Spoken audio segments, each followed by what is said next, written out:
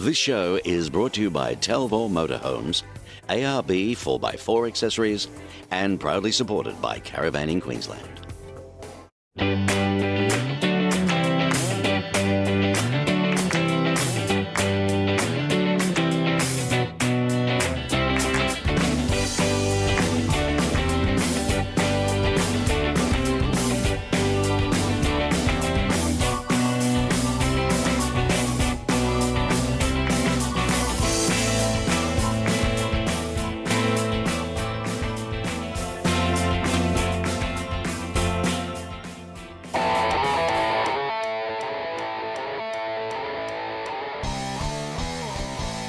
Hello and welcome to the Caravan and Camping Show. Yes, we are back for another season thanks to you good folk, and we're delighted to have your company once again. I'm Peter Burton.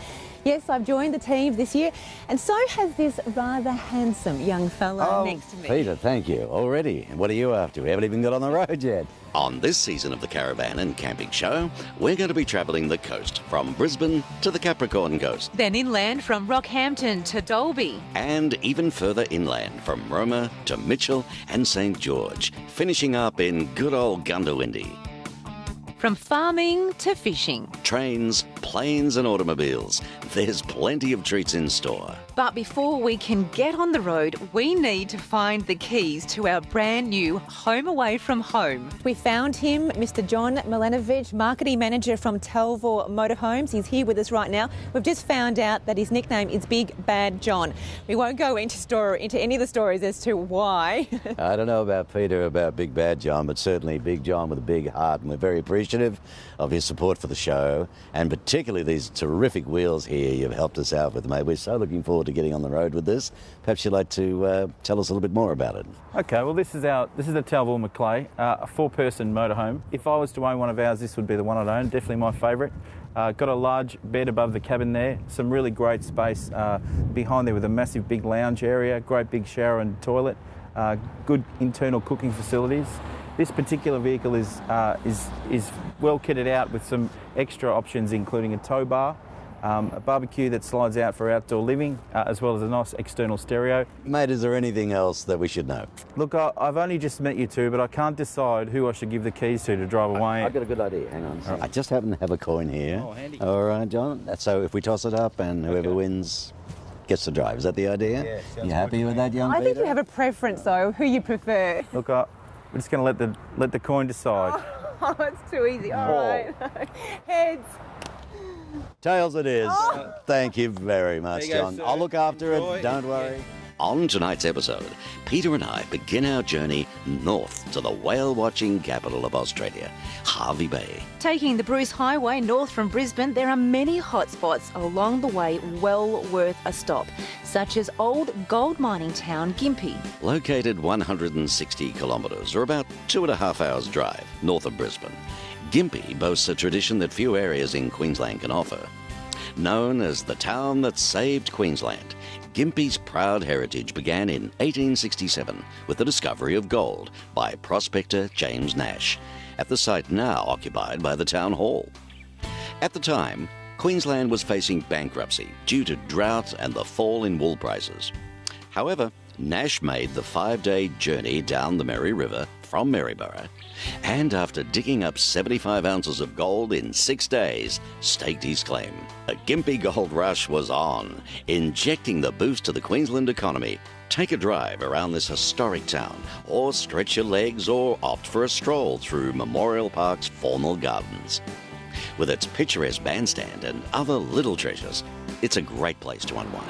An absolute must when visiting Gympie is the Mary Valley Heritage Train, an integral part of the town, especially in the days of gold prospecting. And to tell me more, I caught up with a lovely man by the name of Jim to find out a little bit more about what put this charming little town on the map. Now, let's go back in time just a smidgen, way before yours and my time, about 130 odd years ago. What was all the hype around Gympie then? Apparently it had something to do with some yellow shiny stuff. He definitely had something to do with gold. The first white fellas, so to speak, around here were timber getters and then sort of a few pastoralists who were pretty brave fellas, I think, in those days. But gold was discovered just down the hill here, about half a mile away. And this is the original train station, isn't it? This is on the original site. This station was actually built in 1912. So it has its 100th birthday next year.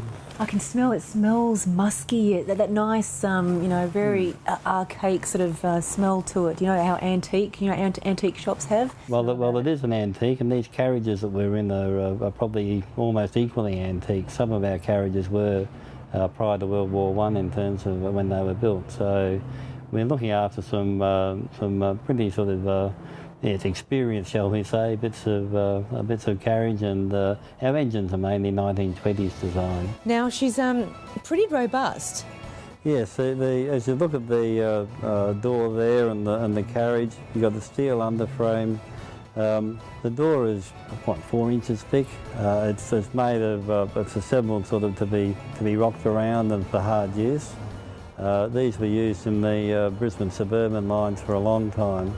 For about sort of 50 years or so for this carriage in particular. But as we look here, we see wood trims, we see brass furnishings on the handle.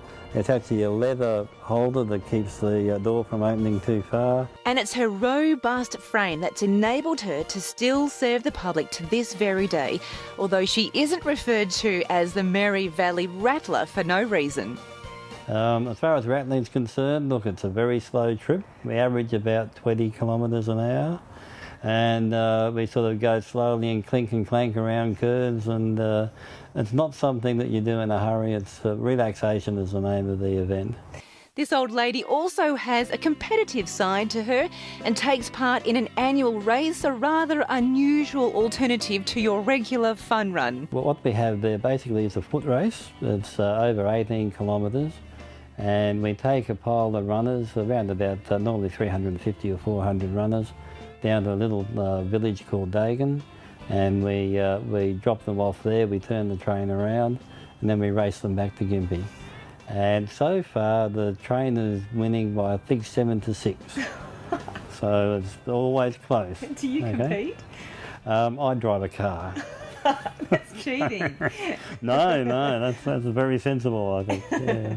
Yeah. To find out more about the Mary Valley Rattler or any of the stories featured on tonight's show, just go to our website 31digital.com.au/caravan and camping.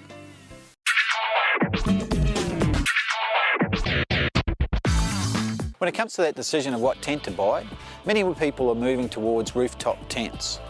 With all the benefits of a traditional tent, rooftop tents are absolutely perfect for all your touring adventures. G'day, Steve. Scott, how are you? Good, mate. How are you? Fantastic. You've got a great setup here. Yeah. We like it because it's easy. I'm one of these fellas that just doesn't like setting up tents, but I like to get out and have a bit of a play. I always like the camping comfort. That's right. Yeah. So we like the comfort, but we also like to make it easy and quick. And so, can you tell me a little bit about the setup you've got here?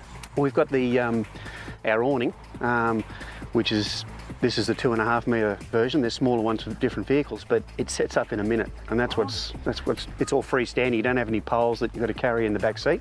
My wife used to set it up at the soccer on Saturday with the kids, watching the footy. Yeah. And what about the rooftop tent? How does that work? Well, it actually folds concertina, and literally when you pull the ladder down, open it all the way up, it's nearly ready. You've pretty much just got to put some window bows in and hop in a bed. Okay, so you've got a ladder to go up. Yep. And is it very comfortable to sleep on? Mate, it's high density foam rubber. It's very comfortable. It's huge. It's 1,400 wide, 2,400 long. You know, it's massive inside. So I've had people buy them, husband and wife and a child, 3 of them sleep up there. So, yeah, and it gets you off the ground and away from the crocodiles. Well, I suppose you need that in Australia. Absolutely, yeah. So it's basically 5-star camping, isn't it? Absolutely, yep. Well, let's go and have a look. You can do this by yourself, but it's really handy if you've got a friend. Just twist it up into the middle. Excellent. And then we roll it, put it away.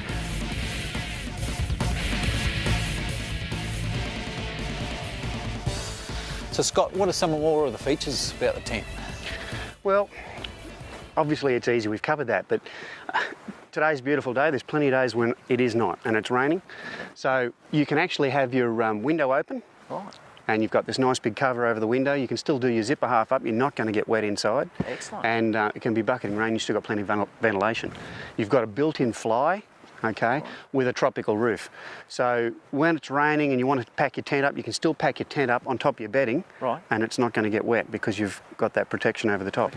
Okay. You can also come around the front here, and when it's raining, you can climb up the ladder without actually getting wet. A lot of different tents have the ladder out here and you actually walk up inside the rain, so you get inside the tent all wet. Common sense, isn't it? Absolutely. Another thing that we have for the ladies, us fellas don't really worry about it too much. We set the tent up and go and have a beer by the fire.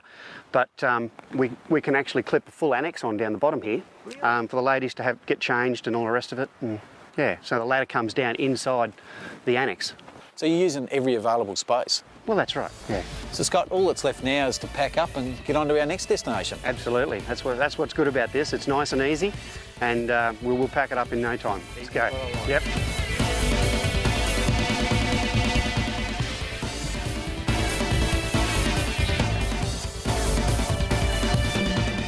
After the break, we drive further north and stop off at Maryborough, where Peter gets a lesson in being a lady.